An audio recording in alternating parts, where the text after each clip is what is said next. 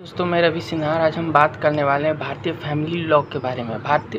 आज भारत में एक न्यूज बहुत ट्रेंड में चल रहा है, ज्योति मौर्य के बारे में। लोग बड़े बोल रहे हैं मैं महिलाओं को जॉब मिलने के बाद धोखा दे देती है, एसडीएम बनने के बाद उसने अपने पति को धोखा दे दिया। और इससे कई लोग ऐसे भी कमेंट कर रहे हैं कि महिलाएं अक्सर सक्सेसफुल होने के बाद पतियों को धोखा दे देती। लेकिन ऐसा केसेस भारत में कितने हुए हैं? भारत में करोड़ों की संख्या में महिलाएं भी जॉब करती है। गवर्नमेंट जॉब्स में भी बड़ी संख्या में ऑफिसर्स वगैरह है, आईएएस आईपीएस क्या नहीं है। हर सेक्टर में महिलाएं हैं, रेलवे हो या फिर आपका एरोप्लेन सेक्टर, कोई भी सेक्टर हो, हर सेक्टर में महिलाएं हैं। इंजीनियरिंग और मेडिकल के सेक्टर में भी बड़ी संख्या में महिलाएं हैं, मैनेजमेंट में भी बहुत सारी महिलाएं हैं। आज हर साइंटिस्ट वगैरह में भी महिलाएं जाती है। दुनिया के कई देशों में बड़ी संख्या में महिलाएं काम करती है। भारतीय मूल की कल्पना चावला सबसे पहले अंतरिक्ष में जा चुकी है। एक इंडियन महिला अंतरिक्ष में जा चुकी है। तो ऐसे बहुत सारे कैसे महिलाएं हर सेक्टर में काम करें। तो ये ज़रूरी नहीं कि हर महिला धोखा ही देती है। भारत में भी करोड़ों महिलाएं जॉब करती है और पति से अच्छा कमाती है या पति से ज़्यादा अच्छे पोस्ट पर काम करती है। चाहे वो मिनिस्टर भी है। क्या भारत में मिनिस्टर महिलाएं नहीं हैं? एमपी एमएलए भी नहीं है? हर सेक्टर में महिलाएं हैं। तो क्या सब धोखा ही देते हैं? करोड़ों की संख्या में महिलाएं जॉब करती है और पुरुषों से ज़्यादा सक्सेसफुल भी होती है। तो हर महिला धोखेबाज नहीं होती, या कोई भी हर पुरुष बड़े महिलाओं से ज़्यादा धोखा तो पुरुषों के द्वारा ही दिया जाता है। बड़ी संख्या में पुरुष ने ज़्यादातर डिवोर्स पुरुषों के द्वारा ही दिया जाता है। महिलाएं बहुत कम डिवोर्स देती है। अगर परसेंटेज दे दिया जाए कि डिवोर्स के लिए किसने अप्लाई किया था, किसने सबसे पहले ये कोशिश की है, उसके लिए एफआईआर जो भी प्रोसेस है, किसने ये शुरू किया था कि उसे डिवोर्स चाहिए, ज़्यादातर केसेस में पुरुष ही ऐसे होते हैं जो डिवोर्स के लिए अप्लाई करते हैं, महिलाएं नहीं करती है। तो ज़्यादातर केसेस पुरुषों के द्वारा ही धोखाधड़ी किया जाता है, महिलाओं के द्वारा नहीं किया जाता। ज़्यादातर केसेस पुरुषों के द्वारा ही होता है। भारत में एक परंपरा चलता है कि कहा ये भी जाता है कि शादी के बाद महिला का घर, पति का घर ही महिला का घर होता है।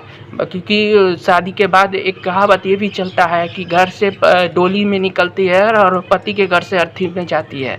लेकिन ऐसे बहुत सारी महिलाओं के साथ होता है कि तलाक देकर उसे घर से निकाल दिया जाता है। कुछ जो भी कोर्ट के द्वारा जो भी राशि निर्धारित किया जाता है वो राशि दिया जाता है मुआवजे के खर्चे के लिए, लेकिन उसका किसी भी संपत्ति पर कोई अधिकार नहीं होता, उस घर पे भी उसका कोई अधिकार नहीं। ये बस केवल एक कहावत है। भारत में एक कहावत है कि महिला का घर, पति का घर ही महिला का घर होता है, लेकिन रियल में ऐसा कुछ नहीं है। समाज में कानूनन महिलाओं को पति के घर पर कोई अधिकार नहीं मिला है। भारत के कानून में महिला का पति के घर पर कोई अधिकार नहीं है। उसके लिए कौन सा घर है? पिता के घर पर तो अधिकार दिया गया है कानूनन, लेकिन जिस घर में वो जीवन अपना बिता देती है उस घर पर उसका कोई अधिकार नहीं होता है। महिलाओं को घर पर कोई अधिकार, शादी के बाद वो घर छोड़कर भी जाती है, दूसरे परिवार में चले जाती है, उस परिवार को एक्सेप्ट भी करती है, उस परिवार में जीवन बिता देती है, लेकिन उस घर परिवार में उस संपत्ति पे उसका कोई लीगल हक नहीं होता है। और बात तो लीगल हक का ही होता है ना। कहावत मौखिक को कुछ भी बोल दिया जाए सब तुम्हारा ही है, जब लेकिन लीगल में नहीं है तो फिर कुछ नहीं है। वो 50 साल बाद भी हो सकता है आपको डिवोर्स देकर घर से निकाल सकता है, क्योंकि आपका उस पर कोई भी हक नहीं है, कानूनन कोई हक नहीं होता महिलाओं का। और बहुत सारी चीज़ें में ज़्यादातर अब एक्स्ट्रा मैरिटल अफेयर्स की बात करें तो ज़्यादातर एक्स्ट्रा मैरिटल अफेयर्स पुरुषों के द्वारा ही रखा जाता है। महिलाओं की संख्या कम होती है। ज़्यादातर पुरुष ही एक्स्ट्रा मैरिटल अफेयर्स रखते हैं, या पुरुष रखे या महिला रखे, एक्स्ट्रा मैरिटल अफेयर्स पूरी तरह से गैर कानूनी है, असंवैधानिक रूप है। तो इसके लिए कुछ ना कुछ नियम कानून ऐसा होना चाहिए जो कि इसके लिए सज़ा का प्रावधान भी होना चाहिए। आज के ज़माने में शादी का मतलब क्या होता है? आप 18वीं सदी 19वीं सदी में चले जाए तो हो सकता है शादी का उस समय शादी को लोग एक कहते थे कि एक धार्मिक इवेंट है, लेकिन आज के ज़माने में कम से कम 21वीं सदी में हम ये नहीं बोल सकते कि शादी एक धार्मिक इवेंट है। शादी एक धार्मिक इवेंट नहीं है, शादी एक सामाजिक इवेंट है। आपका संवैधानिक भी कर सकते हैं, कॉन्स्टिट्यूशनल इवेंट भी बोला जा सकता है। संवैधानिक प्रक्रिया से भी शादी, संविधान में भी उसका एक प्रक्रिया है। तो शादी एक धार्मिक इवेंट नहीं है, शादी एक सामाजिक इवेंट है। और इसमें पूरे समाज के सामने लोग किसी व्यक्ति को पूरे उसे अपनाते हैं, उसके साथ पूरे जीवन व्यतीत करने का, उसके साथ अपना सब दुख सुख बांटने का ये प्रण लेते हैं, उसका कसम लेते हैं और उसके साथ अपने जीवन बिताने का, ये सबके सामने, ये पूरे समाज के सामने होता है। कोई अकेले में शादी नहीं करता, अकेले में भाग उग के करता होगा उसका अलग बात है, उसको हम नहीं मानते कि वो सामाजिक है कि नहीं है, लेकिन जो शादियाँ पूरे समाज के सामने होता है, कम से कम उसे तो आप एक सामाजिक इवेंट कहोगे। वो कोई पर्सनल इवेंट नहीं है, वो कोई धार्मिक इवेंट नहीं है, वो एक सामाजिक इवेंट है। समाज के सामने किसी व्यक्ति को जीवन भर के लिए अपनाया जाता है। शादी के, अगर शादी उसी से होता है जिसके बीच में आपसी प्रेम ना हो, जिस रिश्ते में कोई आपसी प्रेम ना हो, लोगों के बीच में आपसी ट्रस्ट ना हो, ऐसा रिश्ता कोई, वो बस एक कॉन्ट्रैक्ट मैरिज कह सकते हैं। ना तो वो लव मैरिज है, ना ही अरेंज मैरिज है, वो एक कॉन्ट्रैक्ट मैरिज है जिसमें एक दूसरे पर कोई भरोसा नहीं होता है। एक दूसरे के साथ केवल जीवन व्यतीत तो करते हैं, लेकिन एक दूसरे पर कोई ट्रस्ट नहीं करता। लोगों को ऐसा जब लगता है कि उसकी पत्नी उसे धोखा दे देगी, उसका पति उसे धोखा दे देगा, एक दूसरे पर शक की निगाहों से देखते हैं, एक दूसरे पर थोड़ा भी भरोसा नहीं होता, तो ऐसे मैरिज को कॉन्ट्रैक्ट मैरिज कहा जा सकता है। उसे कोई सामाजिक वो कोई, ना तो वो एक लव मैरिज है, ना वो अरेंज मैरिज है, उसे आप कॉन्ट्रैक्ट मैरिज कर सकते हैं जिसमें एक दूसरे पर कोई ट्रस्ट नहीं है। तो शादी कर अगर कोई शादी के बाद किसी स्त्री को या पुरुष को, किसी को भी अगर शादी के बाद धोखा देता है, एक्स्ट्रा मैरिटल अफेयर्स रखता है, तो ये किसी एक व्यक्ति को धोखा नहीं देता है, ये धोखा समाज को देता है। और ऐसे लोगों को सामाजिक बहिष्कार होना चाहिए, क्योंकि उस व्यक्ति के साथ इस पूरे समाज ने उसे एक्सेप्ट किया था। उस शादी में सब लोगों ने आए थे, सबने मिलकर उस आयोजन को पूरा किया था। फिर जब उस व्यक्ति को धोखा देकर या किसी तरह भी करके घर से निकाल दिया जाता है या फिर उसके साथ कुछ गलत किया जाता है, तो वो धोखा केवल एक व्यक्ति के साथ नहीं होता, वो समाज के साथ होता है। और ऐसे लोगों का सामाजिक बहिष्कार भी होना चाहिए। और सरकार भी, जब संविधान में भी इसका रूल है, सरकार ने कई कानून भी बनाए। आज भारत में हर शादी, सभी व्यक्तियों को शादी के बाद कम से रजिस्ट्रेशन करवाना पड़ता है। रजिस्ट्रेशन करवाना अब जरूरी हो गया है, विवाह के बाद रजिस्ट्रेशन करवाना ही पड़ता है। तो ये रजिस्ट्रेशन क्यों कराया जाता है? इसीलिए ना, इस व्यक्ति के साथ आप अपना पूरा जीवन व्यतीत करोगे, अपना सुख दुख बांटोगे, अपना सब एक दूसरे पर ट्रस्ट करोगे, आप उसके साथ हर तरह का रिलेशंस रखोगे। लेकिन जब उसके बाद भी आप किसी और के साथ एक्स्ट्रा मैरिटल अफेयर्स करते हो, तो क्या आपने सरकार को धोखा नहीं दिया है? क्या आपने कानून के साथ गलत नहीं किया है? आपने कानून के साथ भी गलत किया है, अपने समाज के साथ भी गलत किया। और ऐसे लोगों का बहिष्कार होना भी जरूरी होता है जो शादी के बाद एक्स्ट्रा मैरिटल अफेयर्स रखते हैं। ये कोई महिला हो या पुरुष हो, दोनों के लिए ये गलत है, ये सही नहीं है। हम इंडिया में रहते हैं, यहाँ इंडियन कल्चर है, हम किसी अमेरिका यूरोप में नहीं रहते, कोई वेस्टर्न कल्चर यहाँ नहीं है। हम कितना भी आगे बढ़ जाए, हम अमेरिका यूरोप के साथ कंधे से कंधे मिलाकर चलेंगे, लेकिन जब कल्चर की बात आएगी तो हम इंडियन कल्चर को ही मानेंगे, हम वेस्टर्न कल्चर को नहीं अपनाएंगे, जिसमें शादी का कोई भरोसा नहीं होता, एक दूसरे के में कोई ट्रस्ट नहीं होता है। अब पत्नी अपना कमाकर अपना रखती है, पति अपना कमाकर अपना रखता है, दोनों का एक दूसरे पर कोई भरोसा नहीं होता, क्योंकि वो शादी, वो नहीं जानते कि कितने दिन तक वो शादी चलेगा।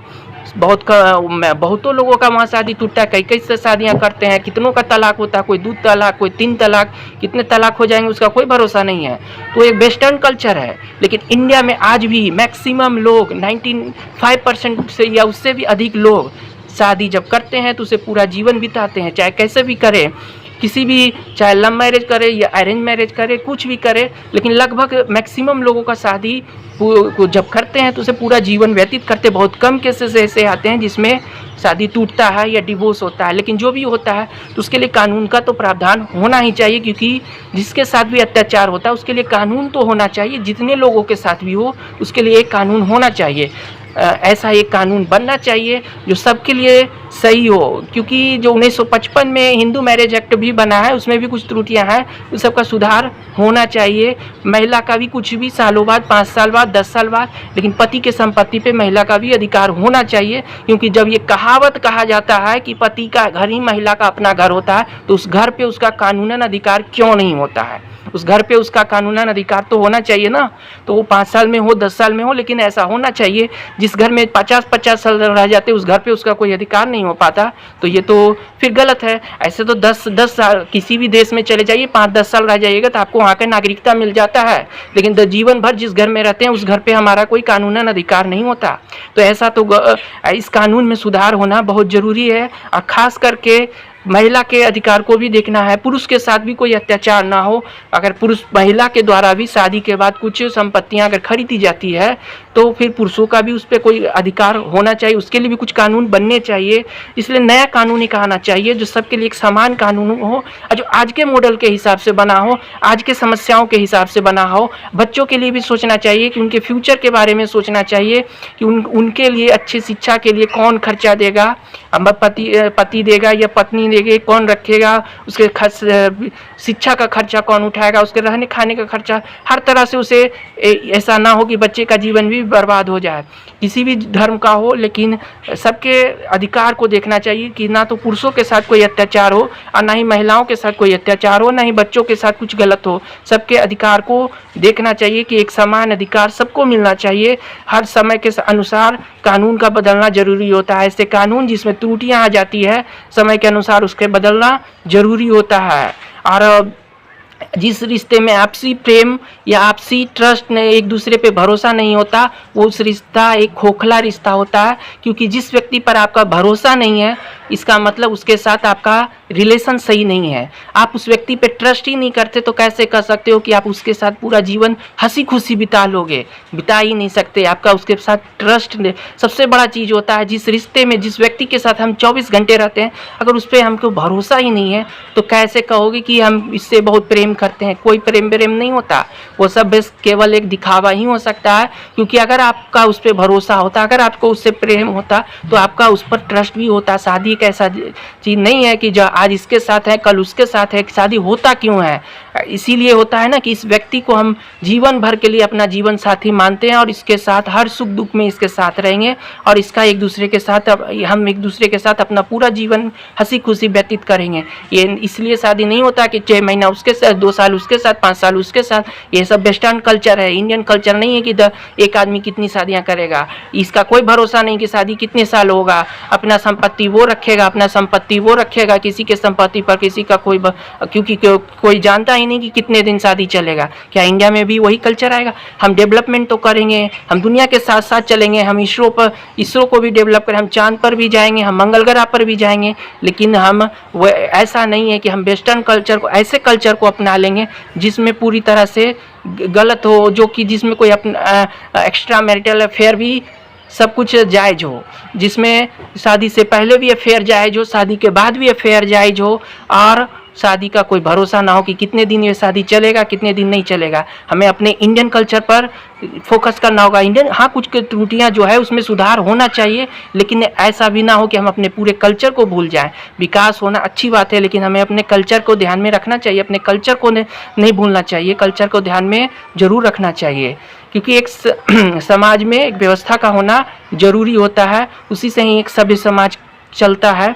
आजकल बहुत सारी महिलाओं के लिए तो कानून बन रहा, पुरुषों के लिए भी कानून बन रहा, लेकिन माता पिताओं के लिए भी कुछ कानून बनना जरूरी है। एक माता पिता पूरा जीवन अपना जितना भी कमाते हैं, अपना जितना संपत्ति है बच्चों को पढ़ाने में खर्च करते हैं, बच्चों को जीवन फ्यूचर को बनाने में खर्च करते हैं, और वही बच्चे जब बूढ़े माँ बाप को देने से इनकार कर जाते हैं, कितनों तो पहुंचा देते हैं उन्हें वृद्धाश्रम में। कोई भीख मांग के जीवन व्यतीत करता है और कोई किसी तरह जैसे तैसे अपना जीवन व्यतीत करता है। क्यों ऐसा होता है कि महिलाओं को तो अधिकार मिलता है, लेकिन माता पिता का अपने अपने बेटे बेटियों के संपत्ति पर या बेटियों के इनकम पर कोई हक नहीं होता।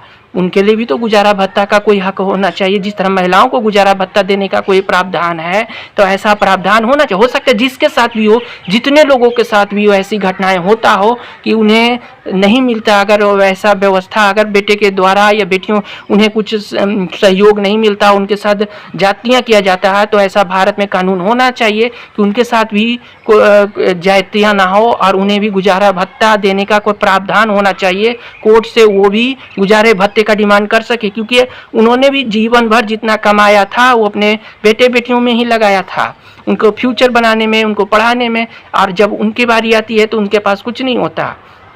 वो तो कर देते आपके लिए कुछ नहीं है, आप तो बोझ हो गए, ये हो गए।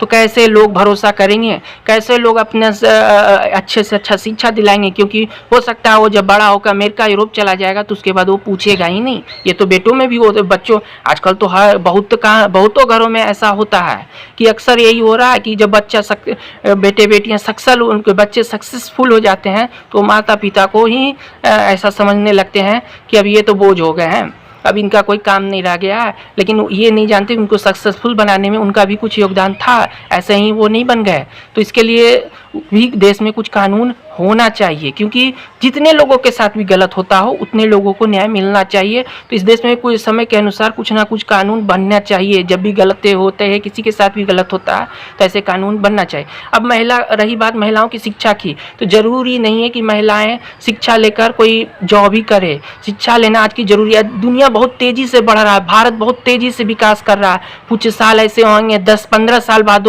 10 से 15 साल बाद भी ऐसा समय आ सकता है कि अनपढ़ लोग या कम पढ़े लिखे लोगों के लिए इस देश में जीना बहुत मुश्किल हो जाएगा। अगर अभी से, चाहे महिला हो या पुरुष हो, अगर अभी से अपने शिक्षा पर ध्यान नहीं देते हैं तो 10-15 साल बाद उनके लिए जीना बहुत मुश्किल हो जाएगा। बेसिक नॉलेज सबके पास होना चाहिए और आज के ज़माने के अनुसार उन्हें कुछ ना कुछ सीखना चाहिए जिससे वो जीवन में आगे बढ़ सके।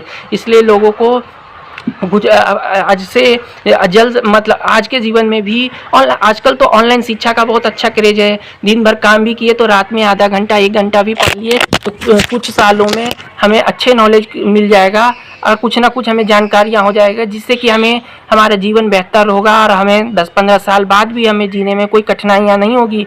ज़रूरी नहीं कि जॉब ही मिल जाए। हाँ ठीक है, जॉब भी मिलता है तो अच्छी बात है। अगर प्रोग्रेस करेंगे तो घर में ही पैसा आएगा ना, वो कहाँ जाएगा।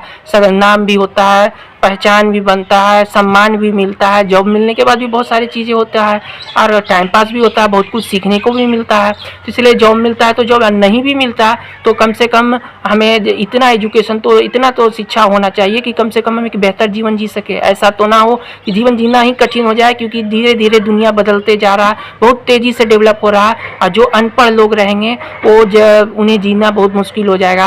वो अपने बच्चों को भी कुछ नहीं से, अगर महिलाएं कुछ पढ़ी लिखी होगी तो अपने बच्चों को भी ट्यूशन दे सकती है, होमवर्क वगैरह बनवा सकती है, बहुत से कुछ शिक्षा घरों से भी बहुत सारी शिक्षाएं मिलता है लोगों को। जितने शिक्षा स्कूल कॉलेजों से मिलता है वैसे घर से भी बेसिक ज्ञान के नॉलेज का, समाज से भी हमें बहुत कुछ सीखने को मिलता है, घर से भी बहुत कुछ तो घर में जब पढ़े लिखे लोग होंगे तभी तो कुछ सिखाएंगे। तो फिर इसलिए महिलाओं का शिक्षित होना बहुत ज़रूरी है। आज के मॉडर्न युग में तो बहुत सारी सुविधाएं हैं, घर से पढ़ सकते हैं, कहीं जाने का ज़रूरत नहीं। टीवी पर भी कई एजुकेशनल प्रोग्राम आते, कई चैनल्स हैं जिस पर एजुकेशनल प्रोग्राम्स आते हैं। मोबाइल है, लैपटॉप है, कंप्यूटर, बहुत सारी चीज़ें हैं जिस पर हम ऑनलाइन एजुकेशन आराम से ले सकते हैं। हमें अब जिनका एज भी ज़्यादा हो गया वैसे लोगों को रोज़ ट्यूशन करने जाना या कोचिंग करने जाने के लिए शहरों में जाना अच्छा भी नहीं लगेगा, लेकिन वो घर में आराम से पढ़ सकती है। एक बार किसी भी वीडियो को एक बार देखेंगे नहीं आया, 2 बार देखेंगे, 3 बार देखेंगे, क्यों नहीं समझ में आएगा। थोड़ा सा मेहनत करेंगे तो हम अच्छा से सीख सकते हैं और कुछ अच्छे कर सकते हैं और जीवन में बेहतर जीवन जीने के लायक अपने बन सकते हैं और एक बेहतर जीवन जी सकते हैं।